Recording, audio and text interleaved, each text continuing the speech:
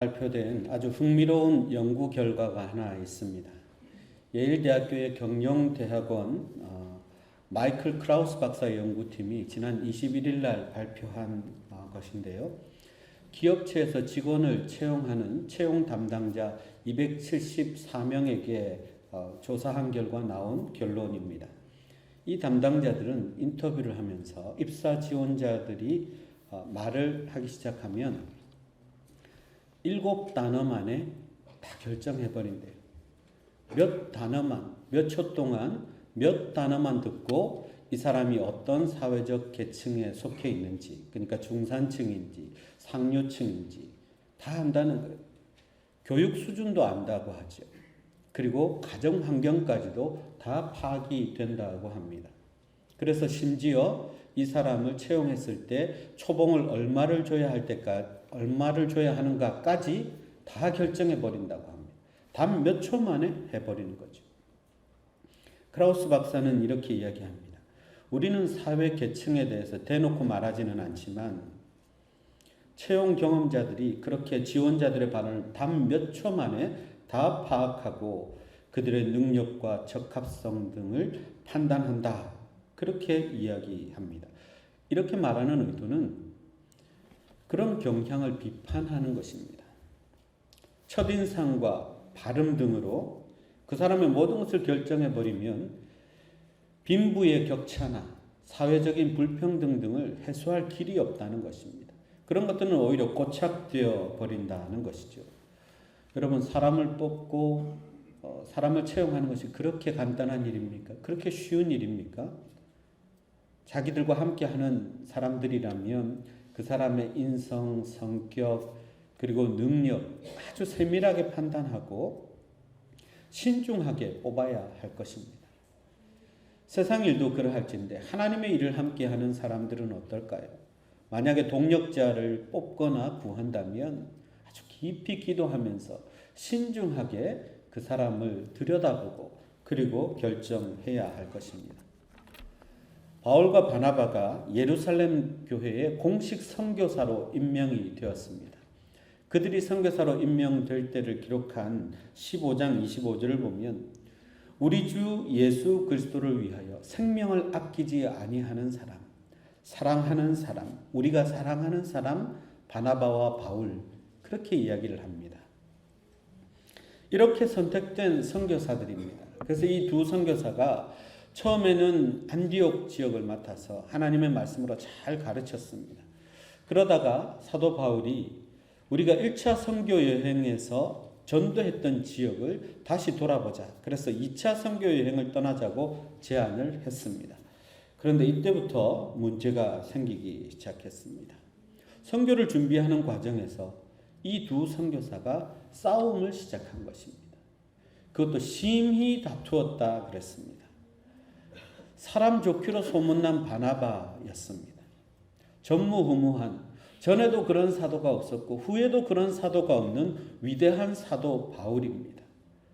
심지어 주 예수 그리스도를 생명처럼 사랑하는 사람들이라고 해서 선교사로 세웠는데 둘이 싸우는 것입니다.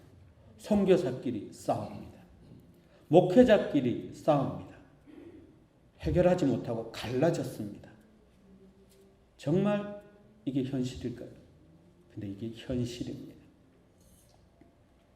왜 이렇게 되었냐면 사람을 택하는 문제였습니다. 바나바는 자기의 생질이며 조카인 마가 요한이라는 사람을 데리고 가기를 원하고 바울은 안 된다 하면서 의견이 갈라진 거예요. 왜냐하면 1차 선교 여행 때 이 마가 요한이 함께 갔다가 밤빌리아라는 지역에서 그냥 도망을 가버린 거예요.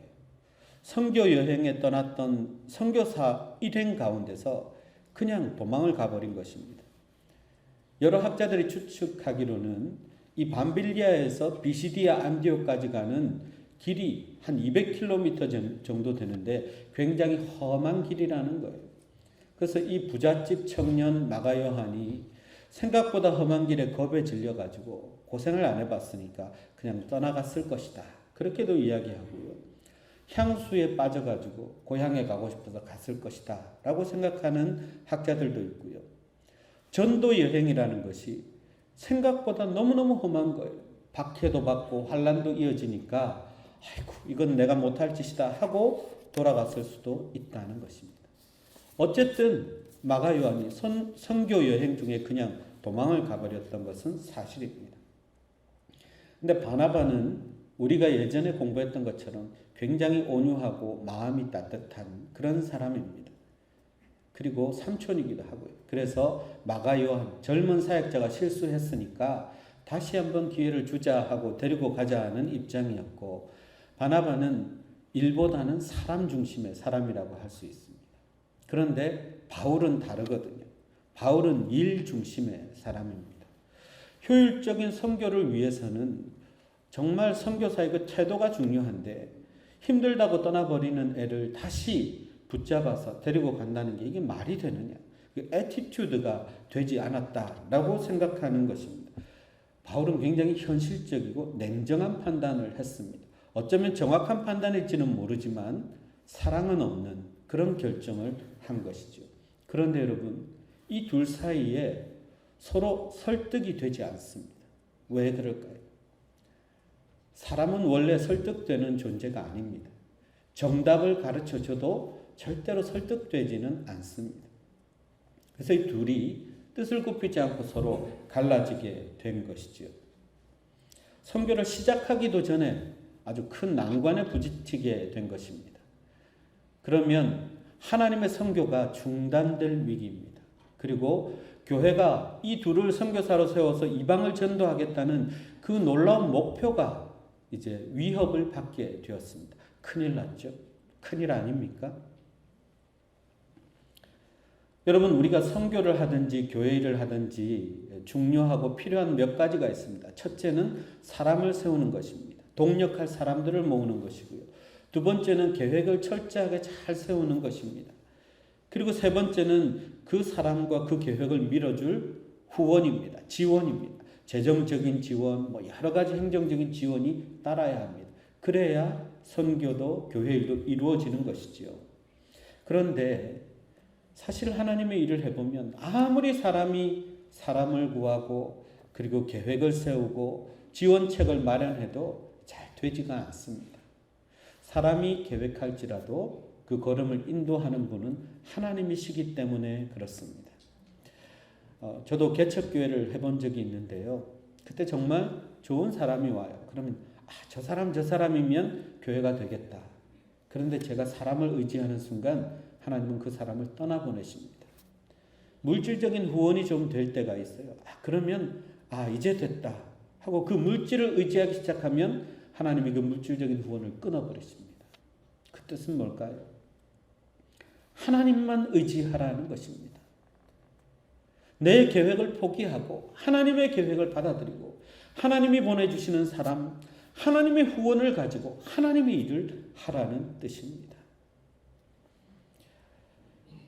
바나바와 갈라선 바울은 포기하지 않습니다. 바나바도 마찬가지입니다. 그래서 바나바는 마가 요한을 데리고 구브로 섬으로 갔고, 그리고 바울은 하나님께서 주신 새로운 동력자를 만납니다. 신기하죠.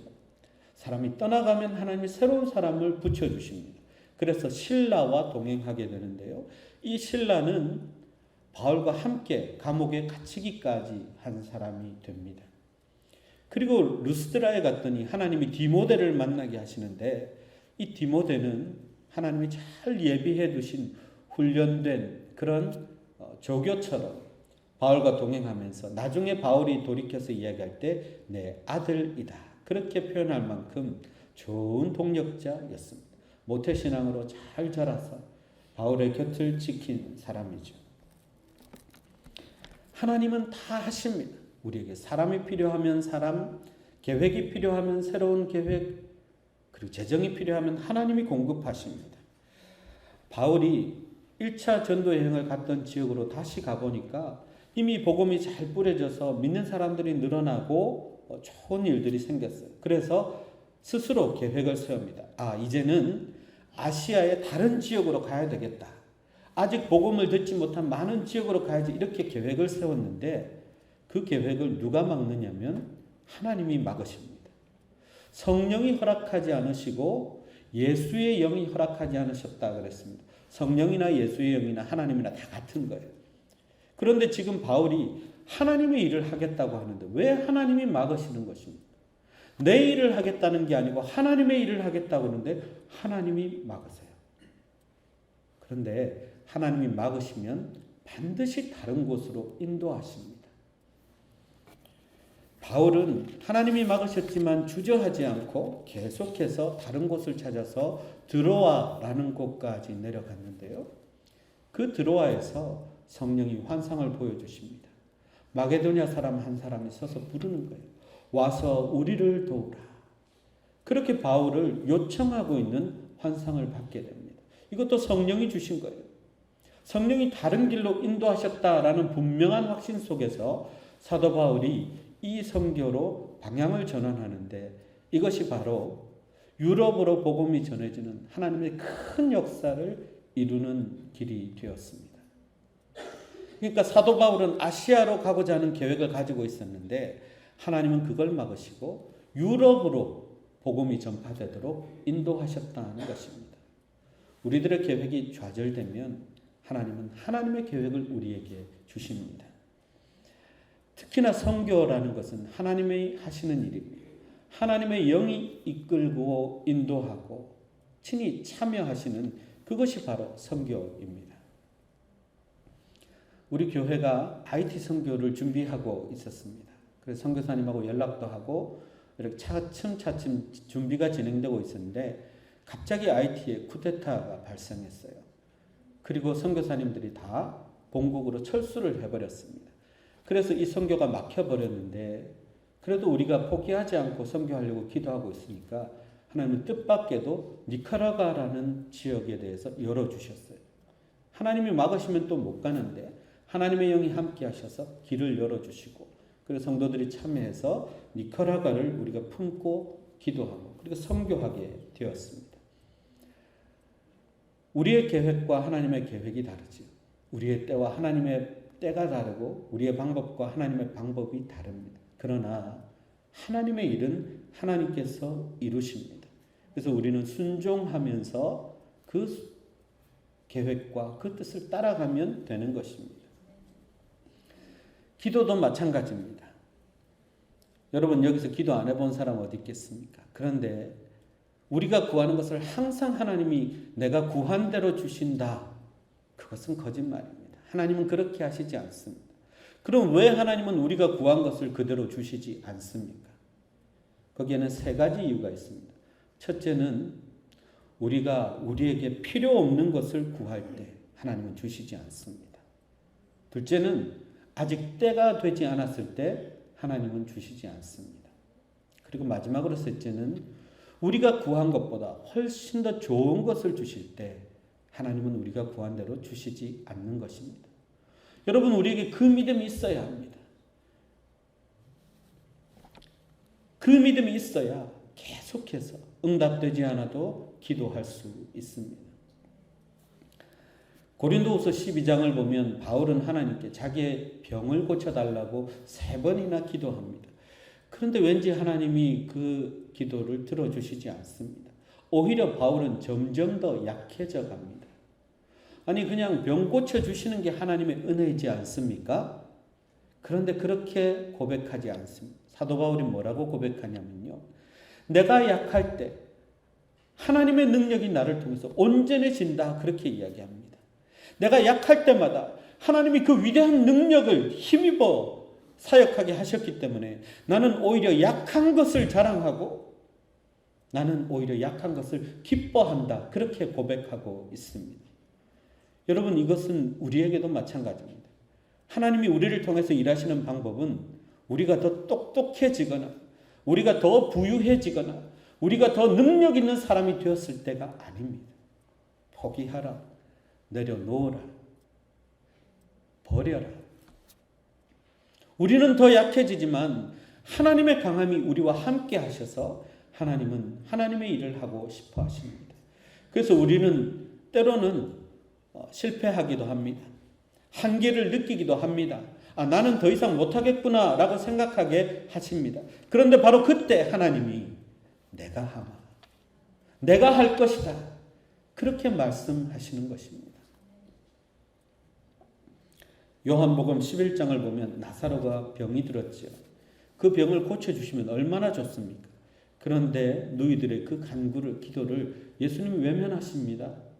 그런데 나흘 후에, 죽은 지 나흘 후에 나사로를 살려주십니다. 더 좋은 것을 주시는 것입니다. 다윗은 하나님의 성전을 지어서 하나님께 바치고 싶은 그런 소원이 있었습니다. 얼마나 좋은 소원입니까? 그냥 들어주시면 되죠. 그런데 들어주시지 않고 오히려 그 아들 때에, 솔로몬 때에 이 일이 이루어지게 하셨습니다. 그런데 다윗은 후에 그 일을 어떻게 표현하냐면 사무엘하 7장 28절을 보면 도리어 종에게 좋은 것으로 하나님이 허락하셨다. 그렇게 이야기합니다. 여러분, 우리가 기도한 대로 응답되면 기뻐하고 좋아하다가 응답되지 않으면 시험에 들고 그래서 낙심하고 그런 게 우리의 모습일 때가 참 많이 있지만 사실은 우리의 기도대로 응답되지 않은 그 하나님의 거절이 하나님이 큰 은혜로 응답하시는 것인 것을 우리가 알아야 합니다. 하나님의 은혜입니다. 그래서 포기하지 말아야 합니다. 우리는 하나님께 무엇이든지 요구할 수 있는 하나님의 자녀고 하나님은 그 기도를 반드시 들으시고 하나님이 생각하셔서 가장 좋은 것을 가장 좋은 때에 우리가 생각했던 것보다 더 좋은 것을 주시는 것, 그게 바로 기도고 그게 기도 응답입니다. 우리는 그것을 믿고 포기하지 않고 하나님께 기도하는 것입니다. 선교에 임했던 바울은 사람도 떠나갔으니까 동력자와 하나됨에 실패했고요. 자기 계획도 아시아에서 선교하려던 것 다 틀어져 버렸습니다. 그러나 하나님은 하나님의 동력자들과 동력하게 하셨고 그리고 하나님이 세우신 새로운 유럽 선교의 계획을 주셨습니다. 더 좋은 결과를 주셨습니다. 그러므로 여러분, 우리가 하나님 안에 있고 하나님의 일을 하고 있다면 사람에게 실망하거나 사람을 의지하지 말고 계획대로 안 된다고 불평하지 말고 오직 하나님을 의지해야 합니다. 하나님의 사람들과 함께 하나님의 계획을 얼마든지 우리는 감당할 수 있습니다. 그래서 하나님께 모든 것을 맡겨야 합니다.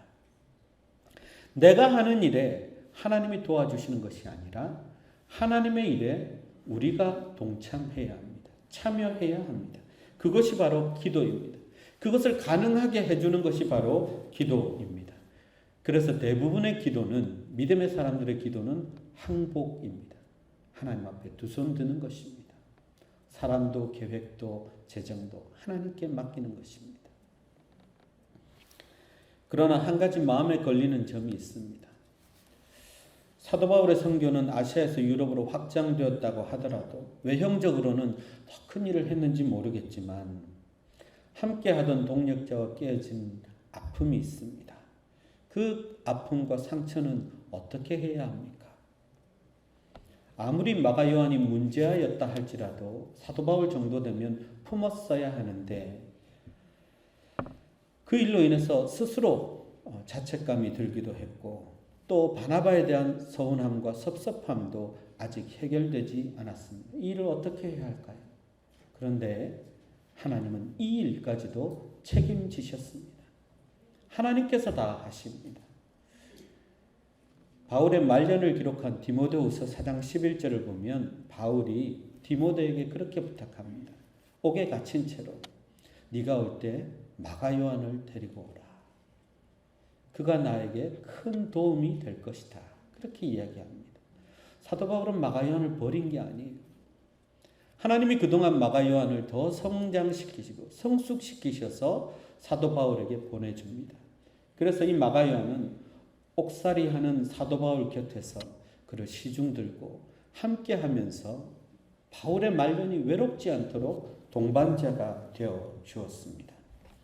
하나님이 깨어진 관계도 다시 회복시키신 것입니다.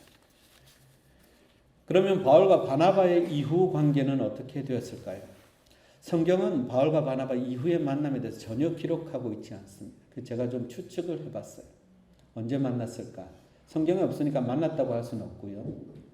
아마도 천국에서 이 두 분이 조우했을 것입니다. 그때 이렇게 했을 것 같아요. 바나바가 먼저 얘기하죠. 바울, 그때 내가 좀 심하게 자네를 몰아붙였지. 자네 마음을 상하게 할 뜻은 없었네. 아니야, 내가 그때 생각이 좀 짧았어. 나는 선교에 대해서 그냥 어떻게든 효율적인 사람, 그리고 계획이 필요하다고 생각했는데 선교가 내 뜻대로 되는 게 아니더라고. 하나님이 다 하시더라고. 내가 생각이 부족했지. 그리고 내가 사랑이 부족하다는 것을 깨달았지. 사랑이 없으면 아무것도 아니더라고. 아니야, 큰 그림을 보지 못했던 나도 책임이 있지. 그래, 그렇더라고. 우리가 계획한 것대로 된 것은 하나도 없지. 다만 그 하나님의 위대한 일에 우리가 쓰임 받았다는 것이 정말 감사할 뿐이지.